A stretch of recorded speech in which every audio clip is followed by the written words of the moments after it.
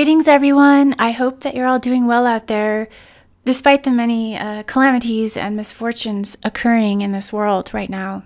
The reason why I'm tuning in today is to share some of the current astrological influences leading into some major ingresses and aspects taking place this summer, mid-June, and into early September. Now, it's a lot. It's very intense. No matter how we spin it, it's kind of looking like hell on earth right now. It's a very difficult time to be alive on this planet unless we're very, very fortunate people. And this is not the time to be wearing rose-colored glasses. This is the time to become very vigilant in the face of oppression. Now, I am extremely fortunate and grateful to be living in a place connected with community and nature, and I don't take this for granted, but I realize this is not the norm. This is not something that everyone has access to. So as things go down and continue to escalate, I think that knowing is half the battle. Knowing what we are dealing with and not kidding ourselves that this is some grand evolution taking place. Because actually, it looks like quite the opposite. But we are being given the opportunity right now to make some very important choices going forward about our values, where we stand, how we align ourselves personally and, again, within our families and communities, just how we position ourselves overall. This is of utmost importance in the coming months into the next couple of years. I'll go over some of the key points that we're looking at. First off, and as a curiosity, I will mention that Chiron, the comet known as the Wounded Healer, will be exiting the sign of Aries and entering the sign of Taurus on June 19th. And this celestial object is associated with early life wounds, healing ability, prophecy, and psychic ability. So all of those combined themes in the sign of Aries will be shifting into the themes associated with Taurus, which have to do with self-esteem, our value system, our ability to support ourselves, and also something to do with our resources here on Earth. The other big transit is Jupiter entering Leo at the very end of the month on the 29th. And this coincides with Mercury stationing retrograde in the sign of Cancer. And Cancer is the sign where Jupiter is exalted, expressing itself most easily and graciously. And this is where it's been for the past year. And so different kinds of power struggles could manifest with Jupiter going through this sign, but also it could stimulate our creative ability. And it's definitely a motivator, but it could be an agitator. With Mercury going retrograde around the same time, it would be wise to be prepared for sudden changes, reversals, upsets, misunderstandings, and the like, which is typical during Mercury retrograde periods, except that this particular Mercury retrograde is heightened by multiple sources, multiple influences simultaneously. Mercury stations retrograde on the day of a full moon, June 29th. The full moon is 8 degrees of Capricorn, and Mars is squaring the nodes. Jupiter is at the tail end of Cancer. This is wild. And we go into the month of July with a conjunction between Mars and Uranus in the sign of Gemini. Again, squaring the nodes, watch out. This is absolutely bonkers, and it's going to be quite the ride. Jupiter, just fresh into the sign of Leo, will be forming a square with Chiron just fresh into the sign of Taurus. So that's kind of a rude awakening as far as these ingresses go. There's friction right off the bat, and there are adjustments to be made. So there's a sense of urgency and chaos in the air, and we'll probably see this in political affairs and just worldly events, even if our own personal lives seem to be going fine. I mean, there's a tension that's building, and it will become undeniable that it's It's an energetic earthquake, if not literal or actual. July has an incredible lineup of aspects. It goes on throughout the entire month, and I want to do it justice, so I will probably do a separate talk on this. But here's one of the highlights. So Uranus is making an exact sextile with Neptune while making an exact trine to Pluto, and this is part of that grand minor trine that we've been talking about for the past couple years that's been building up, and it will be in effect for the next 2 to 3 years. And this is a monumental month and time of radical change and expanded perceptions, progress, degeneration, everything all at once. And just because these are benefic aspects or harmonious aspects doesn't mean this is an easy time for the collective or us as individuals. It could be. I mean, again, if you happen to be one of those very fortunate people to live in ideal circumstances in which everything comes to you with ease, then wonderful. But I think that it has to be said that there is a lot of adjustment, and also there's a collapse that's happening under the weight of these influences that, you would think that such aspects would bring levity and clarity, especially in air signs, Aquarius and Gemini.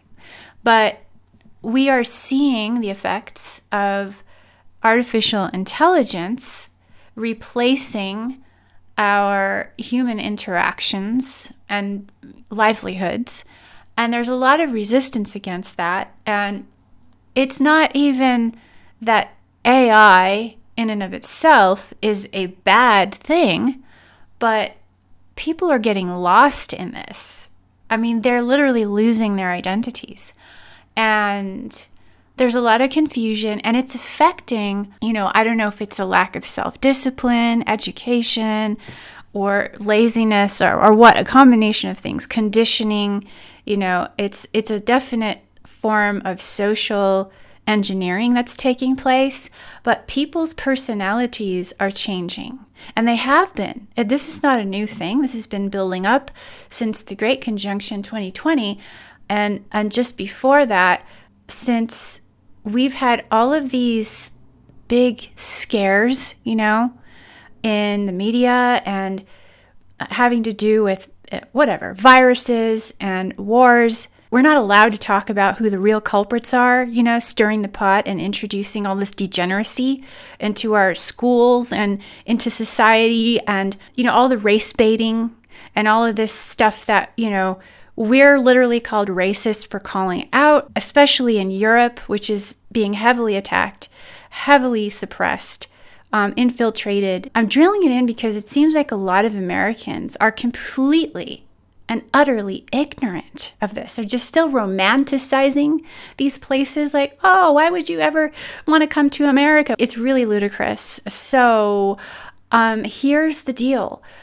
We're in a very chaotic time where we have to become aware enough to make wiser choices if we're not to fall into the traps that are being set out for us. Tricks and traps, the design and the structure of our society, literally things that we have to deal with on a daily. The bureaucracy, the politics, just basic things like medicine, grocery shopping, access to clean water.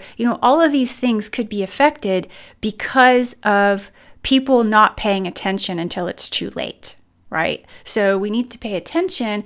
Where is this progress really leading us? You can't just send your kids to school without paying attention to what they're being taught. How are they being brainwashed? Is it time to take a closer look at everything, becoming more responsible for what we're supporting? And we're talking about Taurus still. We're not out of the whole domain of Taurus just because Uranus has exited that sign. We are still looking at where we vote with our dollars and our time and our energy and our focus and so on. It's not with a stupid ballot. That's not how we really vote things into being. We really don't have as much choice as we've been told. The sooner people figure this out collectively, the better chance they have of surviving, getting to the other side of this. And maybe they don't even care, and maybe it doesn't matter that much. I mean, again, people's personalities seem to be changing to the point where they don't have common courtesies anymore. Yeah, it's amazing how things have changed in the past 10, 15 years, but especially in the past 5 years alone. But if you really go back a decade or two, I mean, people do not have the same level of courtesy, just basic things like saying thank you or excuse me or following up. People are too busy. They can't be bothered. Everyone's so engrossed in their own process for their own needs and their own ego and their own narcissistic supply, because that's what's being fed into the machine. That's part of the programming. That's part of the societal conditioning. And if you are not like that, you tend to be someone who gets crucified, trampled on in the midst of it.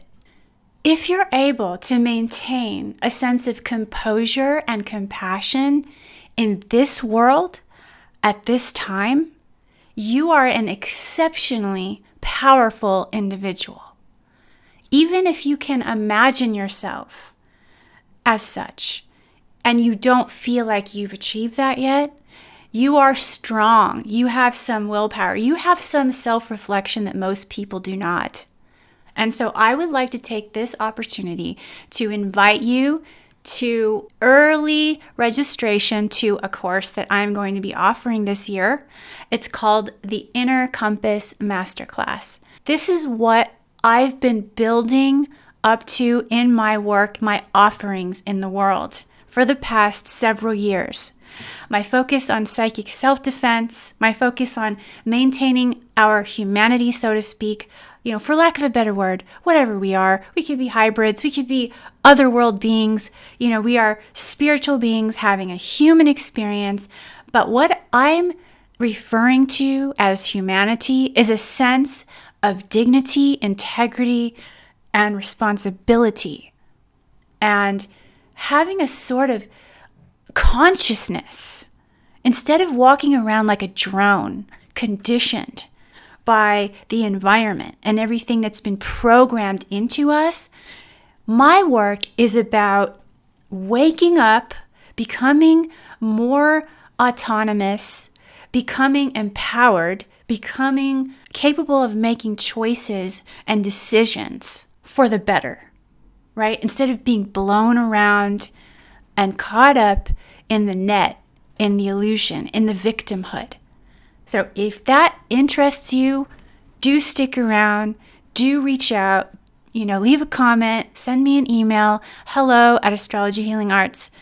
I would like to work with people who are ready, who are willing, who are already on the path, who are already aware of all the things that I've said, and you want to take your spiritual practice to the next level, or you want to become more effective, or you just want to know how to function, because it's all so much. And I know you're trying so hard. I know how hard this is. It's bloody hard. That's why I'm doing this work. That's why I'm offering these things, because I've been there, because I know what it feels like. I'm not there anymore. I'm a different person now, and I have that confidence that I've learned something that can help you. So stick around, reach out to me, and in the very near future, I'm going to be telling you more about this upcoming offering of mine. That's it for now. If you made it this far, thanks for listening. And until next time, this is Yeri of Astrology Healing Arts.